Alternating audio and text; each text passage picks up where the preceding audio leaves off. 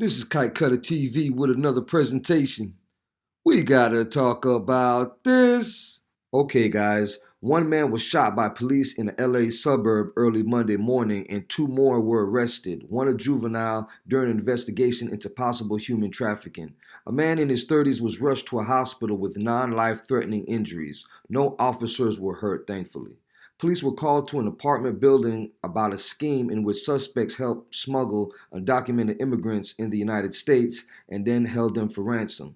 Also, the illegal immigrant cop killer of Ranil Singh received life in prison, and the judge says that he will never see the light of day again. We're going to go inside the courtroom to see what actually happened. Also, Tom Homan explains what a Biden win means to illegal immigration, as Biden promises to roll back most of Trump's immigration policies. We got ICE billboards putting wanted illegal aliens on blast in Charlotte, North Carolina, plus much more. Check this out. A police shooting is now under investigation in Anaheim. Investigators believe it may be connected to a human trafficking case. Police tell us officers opened fire on a man while investigating a plot to ransom undocumented immigrants from Mexico. Well, that suspect was taken to the hospital and is expected to be okay. CBS 2's Orange County reporter Michelle Gili is live near North Syracuse Street and Lincoln Avenue with the very latest. Michelle. That's right. The tally now is 2 people arrested, 2 here from the scene of this alleged smuggling operation. Anaheim police say they have 2 males in custody. One of them is a juvenile. And then there's that officer-involved shooting. That happened in the midst of this investigation. Police say that a man confronted a detective that was surveilling this scene, and that's when that shooting happened.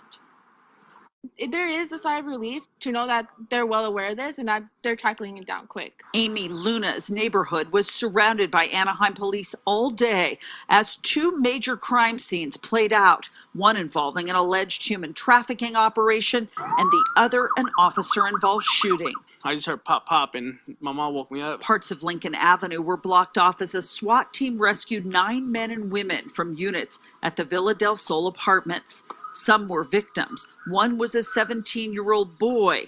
The others were suspects accused of smuggling people in from Mexico. In one case, a ransom demand was made of a family member. Police say they were tipped off. About 6 o'clock this morning, just before 6, there was a subject who confronted one of our police officers who was conducting a surveillance. During that confrontation, the officer-involved shooting occurred. And then about 8 o'clock, our SWAT team came in and started serving a series of search warrants. That is when they recovered the total of 9 individuals that were smuggled from Mexico into the United States and made the arrest of several other individuals. And we detained some witnesses as well.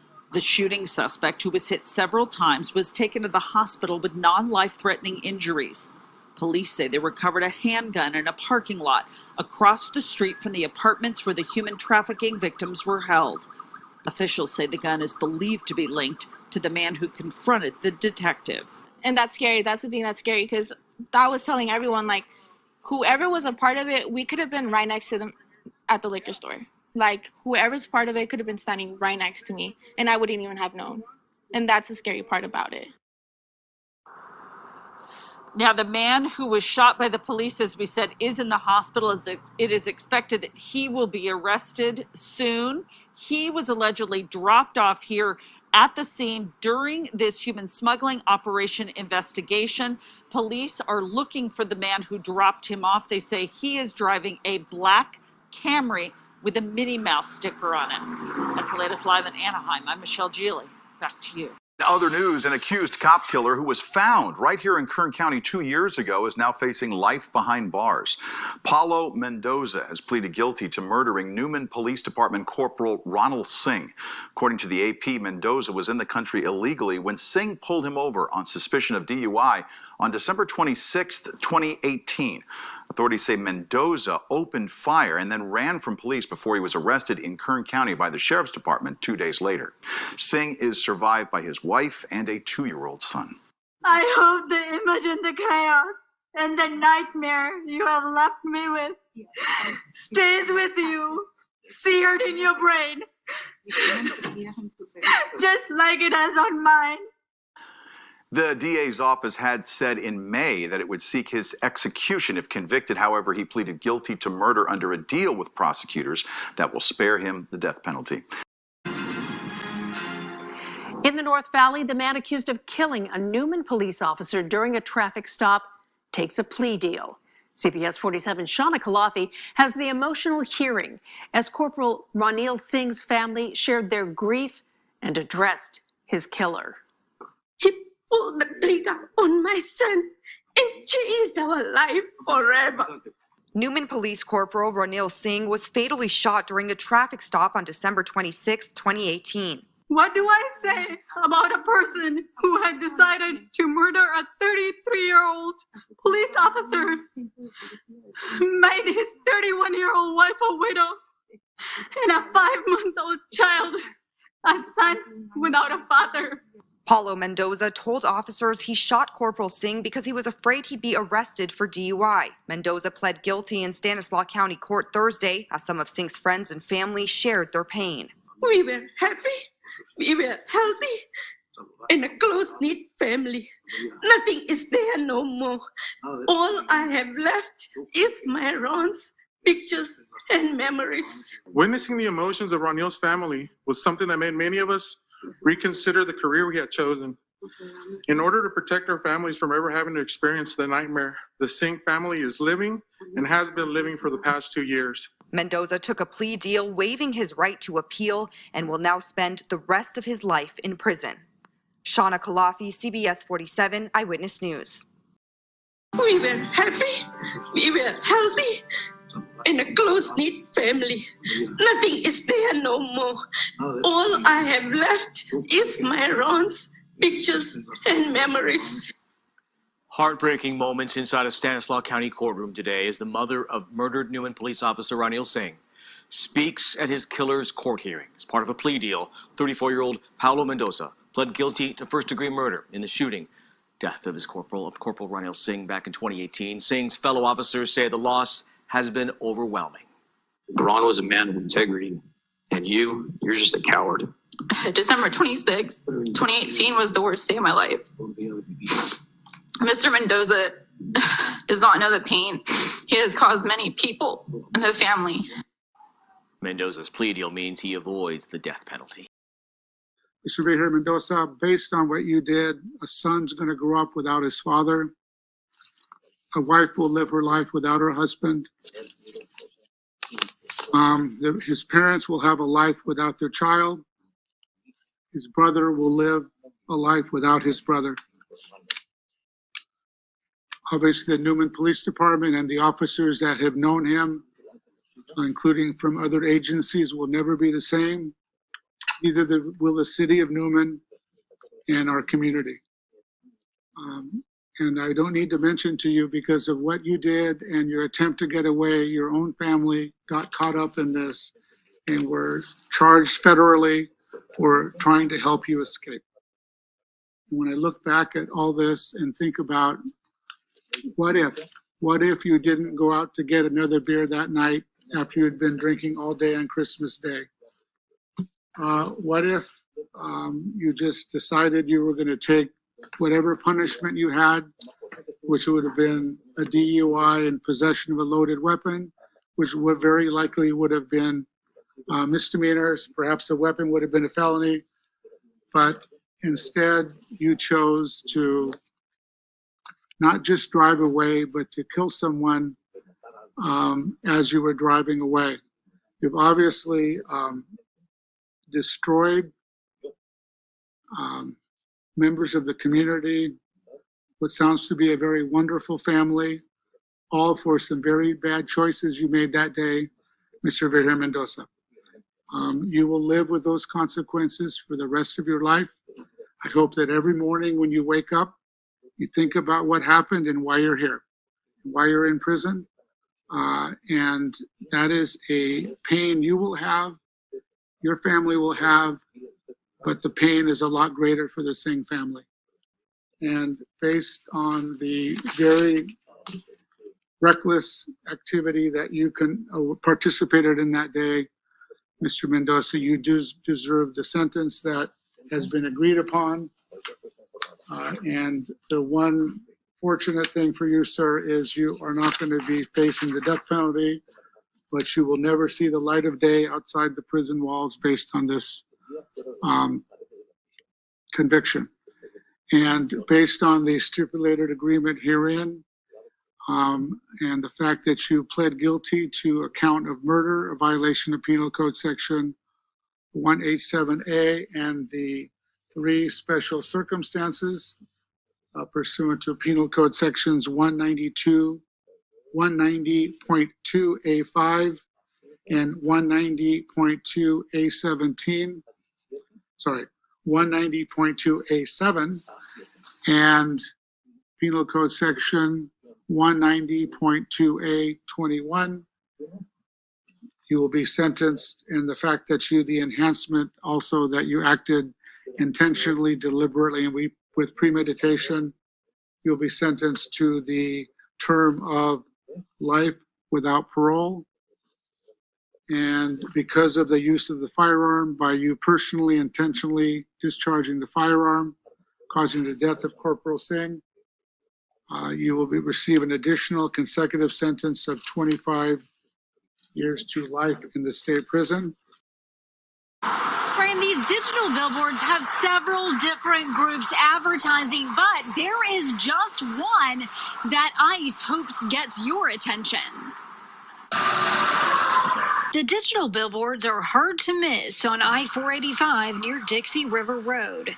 They say wanted and have pictures of people ICE says have immigration violations and have been arrested on other charges. The words ICE also wants you to see are these, released by Mecklenburg County Sheriff's Office. People simply believe that I am releasing these people out of jail by my own decision. That is not true. Mecklenburg County Sheriff Gary McFadden was elected in 2018 on the platform he would eliminate 287G, a program where ICE would train sheriff's deputies to take illegal immigrants into custody.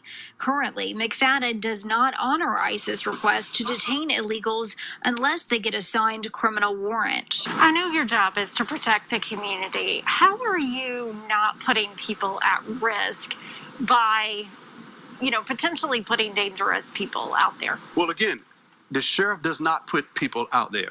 The person has a bond, and when they meet the criteria of their bond, it is at that point a judge or a magistrate says that person is supposed to be released. Fox 46 did a ride-along with ICE about a month and a half ago.